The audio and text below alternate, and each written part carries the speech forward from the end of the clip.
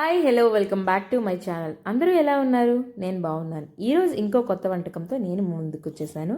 ఈరోజు మన స్పెషల్ ఏంటి అంటే చెనా మసాలా. చెనాతో మన కాబూలీ శనగలు ఉంటాయి కదా, వాటితో ఈరోజు నేను కర్రీ అనేది చేస్తున్నాను. ఇది చపాతీలోకి, రైస్లోకి, ఏదైనా వెజిటేబుల్ పలావ్లోకి చాలా టేస్టీగా ఉంటుంది, చాలా బాగుంటుంది. ఒకసారి నేను చెప్పే పద్ధతిలో ఒకసారి ట్రై చేసి చూడండి. ఒక మంచి కూరని ఎంజాయ్ చేయగలుగుతారు.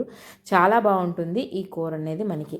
ఇప్పుడు మనం దీని ఫుల్ ప్రాసెస్ అనేది చూసేద్దాం పదండి. ఒక పెద్ద గ్లాస్తో కాబూజీ శనగలు అనేవి ఓవర్ నైట్ మనం ఇలాగా సోక్ చేసుకోవాలి. తీసుకున్న తర్వాత పొద్దున్నే బాగా కడుక్కొని కుక్కర్లోకి వేసుకొని అందులో వాటర్ కూడా వేసుకొని ఒక 5 విజిల్స్ అనేవి పెట్టుకోవాలి. చూసారు కదా, మనకి చెనా అనేది ఇలా పట్టుకుంటే మెదిరిపోయేలాగా ఉండాలి. ఇలా తీసుకున్న తర్వాత దీన్ని పక్కన పెట్టుకొని ఒక కళాయి పెట్టుకొని అందులో 2 టేబుల్ స్పూన్ల పల్లీలు అనేవి మనం వేసి ఇలా ఫ్రై చేసుకోవాలి. పల్లీలు ఒకసారి బాగా ఫ్రై చేసుకొని పక్కన తీసుకోవాలి. ఇలా పల్లీలు మనకి వేగిపోయాయి కదా, ఇప్పుడు దీన్ని మనం పక్కన పెట్టుకొని ఇందులోకి మనం మళ్ళీ ఒక 2 టేబుల్ స్పూన్ల నువ్వులను కూడా యాడ్ చేసుకోవాలి. నువ్వులను కూడా బాగా కొద్దిగా ఫ్రై చేసుకోవాలి. నువ్వులు అనేవి మనకి వేగంగా వేగిపోతాయి కాబట్టి కొద్దిగా చూసుకొని వేపుకోవాలి. ఇలా చిట్టుపిట్టలాడుతున్న టైంలో ఇవి కూడా తీసుకొని మనం ఒక పక్కన పెట్టుకుందాం.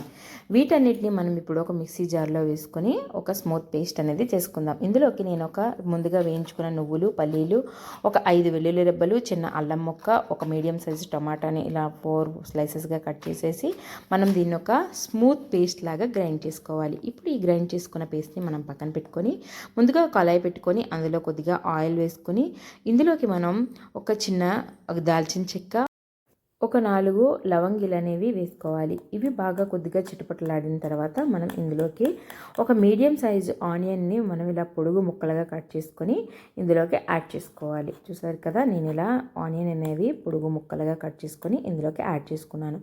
మనకి ఆనియన్స్ అనేవి కొద్దిగా కలర్ చేంజ్ అవ్వాలి, అంటే కొద్దిగా బాగా ఫ్రై అయిన తర్వాత ఆనియన్స్ అనేవి మనకి లైట్ బ్రౌన్ కలర్ వచ్చిన తర్వాత మనం ఇలాగా ముందుగా మనం గ్రైండ్ చేసి పెట్టుకున్నాం కదా పేస్ట్ అనేది, అది ఇందులోకి యాడ్ చేసుకోవాలి. పేస్ట్ అనేది మనకి కొద్దిగా బాగా ఫ్రై అవ్వాలి, ఎందుకంటే మనం అల్లం వెల్లుల్లి కూడా వేసాం కదా, దాని పచ్చివాసన అంతా పోయేలాగా కొద్దిగా బాగా ఫ్రై అవ్వాలి. ఈ ఆయిల్లో మనకి ఈ పేస్ట్ అనేది బాగా ఫ్రై అవ్వాలి. చూసారు కదా, మనకి కొద్దిగా ఆయిల్ పైకి వస్తున్న టైంలో మనం ఇప్పుడు ఒకసారి బాగా కలుపుకొని ఇందులోకి మనం మిగతా స్పైసెస్ అనేవి వేసుకుందాం. ముందుగా మనము ఒక చిన్న స్పూన్తో కొద్దిగా పసుపు, కొద్దిగా కూరకు సరిపడా కారం, ఇంకా ఒక స్పూన్ ధనియాల పొడి, ఇంకా కొద్దిగంత గరం మసాలాను కూడా యాడ్ చేసుకుందాం. ఈ మసాలాతో పాటే మనకి వేసుకున్న ఈ పొడులు కూడా బాగా ఫ్రై అవ్వాలి. ఇవన్నీ కొద్దిగా బాగా ఫ్రై అయ్యేంత వరకు మనం ఇలా వేపుకోవాలి. చూసారు కదా, మనం పేస్ట్ చాలా పలుచగా వేసాము, కానీ అది వేగిన తర్వాత కొంచెం గట్టిగా మారింది.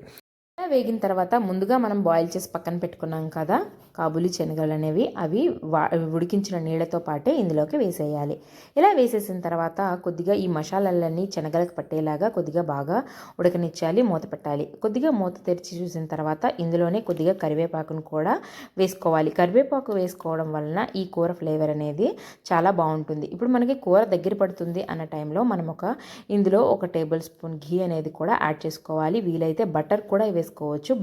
బటర్ అవైలబుల్ లేనప్పుడు మనం ఘీని కూడా వాడచ్చు. ఇలా వేసుకున్న తర్వాత మనకి కూర అనేది చాలా దగ్గర పడిపోతుంది. అలాంటి టైంలో మనం కొత్తిమీరని కూడా కొద్దిగా వేసుకోవాలి. కొత్తిమీర వేసుకోవడం వలన మనకి కూర ఫ్లేవర్ అనేది చాలా బాగుంటుంది.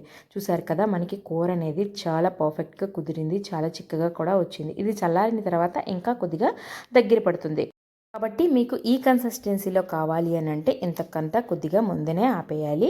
ఇలా ఆపేసిన తర్వాత మనకి ఫైనల్గా కూర అనేది ఇలా రెడీ అయిపోయింది. చూసారు కదా, చాలా పర్ఫెక్ట్గా ఉడికింది. మనకి ఆ కర్రీ కలర్ కానీ ఆ కన్సిస్టెన్సీ కానీ చాలా టెంప్టింగ్గా అనిపిస్తుంది కదా. చూసారు కదా, మనకి కూర అనేది ఇలా రెడీ అయిపోయింది. దీన్ని చపాతీలోకి కానీ రైస్లోకి కానీ మనం ఇందులోకైనా తీసుకోవచ్చండి. ఈ కూర అనేది చాలా పర్ఫెక్ట్గా ఉంటుంది. వెజ్ తినే వాళ్ళైతే మామూలుగా బిర్యానీలు అలాంటివి చేసినప్పుడు, నాన్ వెజ్ తినకపోయిన వాళ్ళు అలాంటి వాళ్ళు కూడా ఈ కర్రీని ఆ బిర్యానీతో సర్వ్ చేసుకుంటే చాలా టేస్ట్ ఉంటుంది ఈ కర్రీ అనేది. Thank you for watching.